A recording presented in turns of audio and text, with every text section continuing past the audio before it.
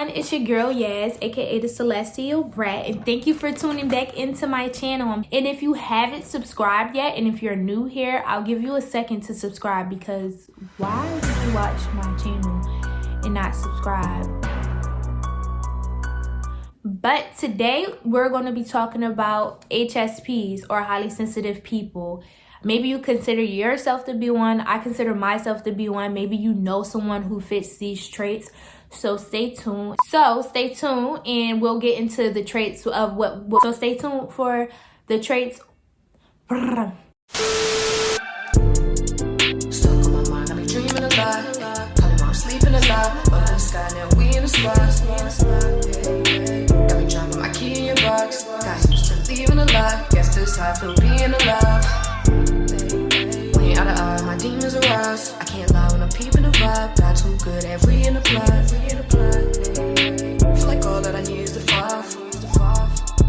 Guess this how I feel being alive. So HSPs are about 20% of the population. 1 in 5 people are considered to be HSPs. It's a higher reactivity to stimulus and people and energies. So I feel like, in my opinion, the first trait that you could be a HSP is you're a very deep thinker. And when I mean a deep thinker, you ask why, but when someone answers that question, you ask why and why and why until you're in a black hole. That's me. I need to know. Like, one thing that always gives me anxiety that used to is death. Like, even when I was a kid, like, I need to know, why the hell am I here just to die? Like, I need to know. So like, if you're like that, if you just contemplate a thought and you keep it going all day, chances are you're a HSP. Also, HSPs have a deep connection to music. I love music. Like, I can find that one song and I'm crying. I'm welling my eyes out. I love art. We love art, poems, children, nature. So if you are deeply connected to those things, chances are you're a HSP. The next trait of a HSP, in my opinion, is we cannot take a lot of stimulus. So we get very overwhelmed in crowds. Places like the mall, Target, concerts, parties is very overwhelming and overstimulating to us. Like, HSPs are the people that go run in the bathroom and they're sitting in the bathroom for 10 minutes and you don't know where your friend went. That's me, because I cannot deal with it. And it's like, I really want to, because I feel like I'm an extroverted HSP, but I really can't. Like, and it really hurts my feelings sometimes, because it's just like, I really can't do what everyone does. Like, things like a party, it makes me stay in the house for a week because my nervous system is shot. The next trait that would make you a HSP is if you're very empathetic. So if it is easy for you to connect with people, maybe like people come up to you and they tell you their life story, or you come up to your friends and like, what's wrong? And they're like, what you mean what's wrong? And you just like, no, I know. Chances are you're a very sensitive person. It's easy for us to connect with people, to feel their feelings, to really be that comforting person for people.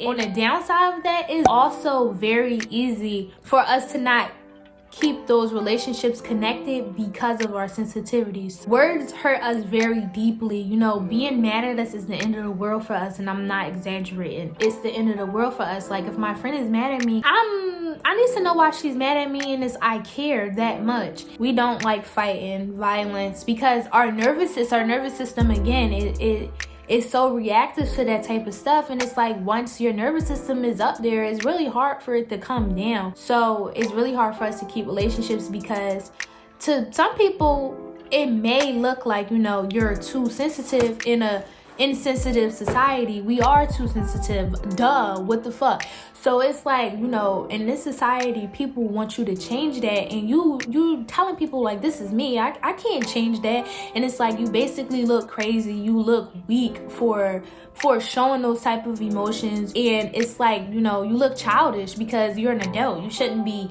acting like this, and things like that shouldn't faze you, and it does. So it's hard for us to keep relationships because we're very misunderstood, and people don't get that this is not a mind thing. I mean, it's a mind thing as well, but this is a psychological thing. I didn't pick to be sensitive. This is a trait that I was born with, and the more I'm getting to know that, the more I'm okay with being sensitive. I love being sensitive. I love crying at poems and stories and watching a commercial and crying because people really don't connect with shit like that, and I'm so happy that I'm connected. The next tip that would make you a highly sensitive person is if you're emotionally intense. I'm gonna use me as an example. In relationships, I can be emotionally intense, like, you know, like I'm pouring my feelings onto you. I'm just super sad. And it's like, what the hell are you sad about? And it's just like, Bro, I don't know. and it's not like I don't know, but it's just probably something that bothered me 2 days ago, and I'm still upset about it. And it's like the thought is out my head, but my body's reaction is still not. And also, we are very, like, if we're happy, we're super happy. Like, it's joyous. Like, I can't, like, I'm just super happy. And if we're, like, upset, then it's like, anything can make me upset. It's the end of the world, and I'm not guessing it. And people don't understand that, so we can be very prone to anxiety and depression because we feel very misunderstood, very, you know, maybe it's something else, maybe you're crazy, or, well, at least in my opinion, maybe I'm crazy. For a long time, I thought I was bipolar. I thought I had borderline personality disorder. I'm telling you, like, I was trying to figure out what the hell was going on with me because it's just like, I wasn't like everybody else, and that was the only thing. Like, it didn't bother me. Niggas is riding bikes. But it didn't bother me that I was sensitive. I don't care if I cry 5 times a day. I don't give a damn. Like, I really don't. But it bothered other people, so that made me think that something was wrong with me. And now I'm looking on it, fuck all those people. Like, fuck all those people that made me feel bad about being sensitive, that made me feel bad about having deep feelings, because you motherfuckers don't have no feelings at all. Y'all can kiss my ass. And that's from all the HSPs worldwide. Another trait that makes you a HSP, if you're considering yourself to be one, is we hate change. So we're very sensitive to our environment. So things like my room is my sacred place. Like, if my room changes, it's gonna fuck with me unless I do it myself. Like, change, like new jobs, new schools, new environments. I need to be comfortable 100% before I am okay. So until then, my nerves are bad. I don't want to do nothing. I don't want to do nothing new. Like, I just got used to this. I don't want to do anything new. And also, our diet really affects us very deeply. So I noticed, like, and I think this is why I unconsciously went towards the pescatarian vegetarian diet, because I noticed that, like, when I ate heavy foods, I just was upset. Like, I don't know how people do it. Like, and kudos to you, you can do stuff like that, but like, I can't, my body cannot feel heavy after I eat, or I can't have stomach issues or the itis or nothing like that. That shit is gonna bother me, and it's because I just feel the stuff in my body more. So like, a headache is more intense than it would be for somebody else. Menstrual cramps, all that type of stuff. Those were, I don't know how many traits, but in my opinion, those are the traits that I believe make me a HSP. And if you're out there wondering if you're an HSP too, then I hope these traits help you. I also linked a sensitivity quiz that you can take to see if you're a HSP. If you want to test your friends and family, just check out the link below in the description. Now we're gonna get into my daily anxiety routine, things that I do to just ease my nerves. It helped me stay balanced. The first thing I like to do when I wake up is just wake up and do nothing. Like, I just sit there, maybe I meditate for about 20 minutes, and I like just to listen to music. I find that when I do guided meditations, I have too many thoughts if I just listen to music, it's just like I'm the music, if that makes sense. But yeah, after I do my meditation, I like to make my bed and stuff just to get the ball rolling for the momentum for the day. It helps me feel a little more accomplished. You know, I can give myself a pat on the back just for making up my bed and being productive. Then I get in the shower, and a meditation that I like to do in the shower is called the golden light meditation. So basically you picture the light as, you know, like a golden yeah, I was about to say golden shower. But you picture the light as like, you know, like this the water as like a golden light, and it's like cleansing you, you know, all that negative energy, all that energy you don't want. And I like to call back my energy in the morning time. I also do it at nighttime, but just call back your energy to you, you know, bless your day, speak over your day, speak sweetness over your day. I'm telling you, it really helps. It really helps. The next thing I like to do is I have a gratitude journal. So I sit down at my desk and I fill up a page, and I'll show you guys my journal. So I think it's really cute. My aunt gave it to me, and it says, "Dear God," what does it say? "Dear God, I want to take a minute to not ask for anything from you, but to simply say thank you for all that I have." And I thought it was real cute to be my gratitude journal. So basically, I just write what I'm thankful for every day, and it really eases my nerves. I just write what I'm thankful for every day. It helps me get out my body and more into my heart, and it helps me to feel more safe and grounded, because I feel like with HSPs, we're just looking for some type of safety, some feeling of safety, because we feel like we're being attacked all day. I feel like I'm being attacked all day. Like I'm being attacked all day. I really don't know how to explain it better than that. So after that, I just, you know, I go on about my day. I make sure that I have something on me throughout the day that reminds me or grounds me or reminds me of joy. So on my phone, I have a screensaver of me as a child, and that just brings me joy. Like every time I look at it, I be like, oh my gosh, this girl was so happy. That is you. Like all that other bullshit is not you. That is you. And I also like to carry around things like, I like to carry around crystals. So this is my favorite. This is rose quartz. The pink color represents self-acceptance, self-love, and it really just helps me when I basically hate myself for being sensitive. This is moonstone. This is more of a dreamy, balancing, feminine energy type of stone. And this is lapis. I think it's something like that, and if I said it wrong, I'm gonna put the name somewhere. But I like this one. This is one of my favorites because it really helps you stay grounded. Like this helps you, if you're trying to focus on something, put this in your pocket. Like I'm telling you, A1 focus. Also, throughout my day, I like to say affirmations. So my favorite affirmation that I got from a YouTuber that I watch, her name is Christina Lopez. I think I'm saying that right. But she does amazing videos on how to live from your heart and spiritual practices.